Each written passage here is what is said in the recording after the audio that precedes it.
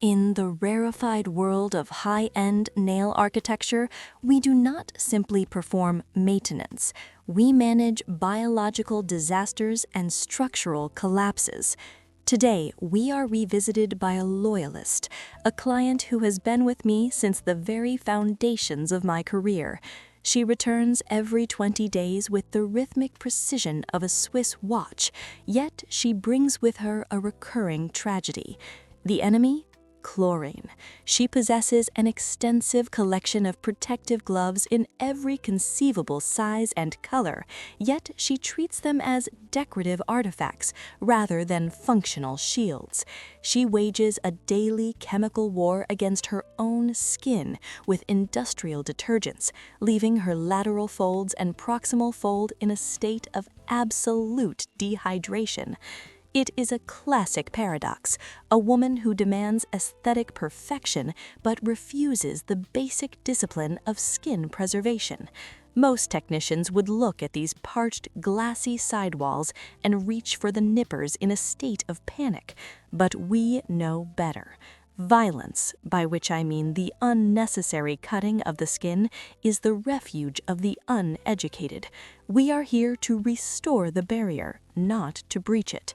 Remember our mantra: architecture, not pastries. We don't just fix a mess, we rebuild the integrity of the hand.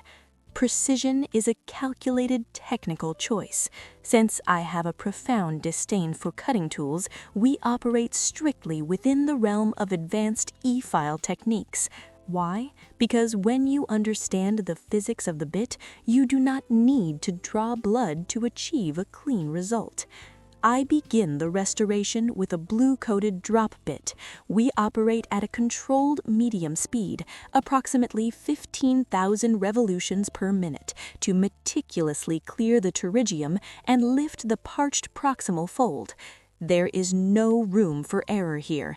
If the bit is too aggressive or the angle is incorrect, you risk traumatizing an already compromised skin barrier. Then we transition into the most critical phase, the prolonged polishing. I use a red-coated ball bit at the absolute minimum revolutions. This is not a task for the impatient. This is a meditative process designed to smooth the skin so perfectly that it loses the ability to fray or peel in the coming weeks. I choose the e-file because it is inherently safer, provided you have the intellect to master it. We are exfoliating, not amputating. Every rotation of the bit is a step towards structural perfection. Many of my colleagues complain about difficult skin. I simply see a lack of foundational education. In my studio, we do not cut corners, and we certainly do not cut clients. In my studio, we do not follow trends, we set engineering standards. My approach to hard gel application is a testament to that. While others struggle with messy brushes, I use a gel of medium viscosity, a perfect balance between control and fluidity. Observe the workflow. I work finger by finger, securing the apex and the longitudinal arch with a tactical flash cure using a specialized UV flashlight. This immediate polymerization ensures that my architectural vision does not shift before it reaches the main lamp. Now, let's discuss the sequence of operations. I never use a hand file on a naked natural nail after removing the old material. Safety is paramount, and the vibration of a file on a thin plate is an unnecessary risk. Instead, I build the architecture first. Only after the hard gel has reached its final structural state do I begin the shaping. I use a high-performance carbide bit to remove the bulk and define the geometry, followed by precision hand filing to achieve her signature soft square. She finds sharp corners intrusive. I find them structurally vulnerable for her lifestyle.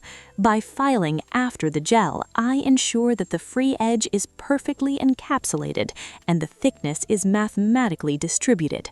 It is a more sophisticated process, yes, but perfection is rarely convenient.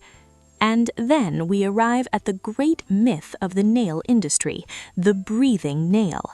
My client, in her infinite curiosity, once asked why I apply a top coat to the underside of the free edge after I cleaned it with a carbide bit. She was genuinely concerned that her nails would suffocate if sealed from all sides. I looked at her and explained that her nails do not have lungs. If they are breathing, we have much larger biological concerns to address. We laminate the underside to prevent the absorption of household filth and the very chlorine she refuses to avoid. Once she experienced the resilience of a fully sealed structure for 3 weeks, she never looked back. Now she demands it. "Olga, don't forget to cut off the oxygen," she says. Humor is the best teacher. For her vacation, we chose a symphony of textures. 10 nails do not require a singular finish. We applied a transparent top coat to the thumb and pinky for classic clarity. The middle finger received a sophisticated pink vitrage, a stained glass effect that adds depth. For the index and ring fingers, we utilized a reflective holographic finish. It is a masterpiece of variation ready for the sun. Observe this transformation, from parched, chemical-damaged skin to architectural brilliance. This is why we are here. We are building a community of 1 million experts who refuse to settle for pastries.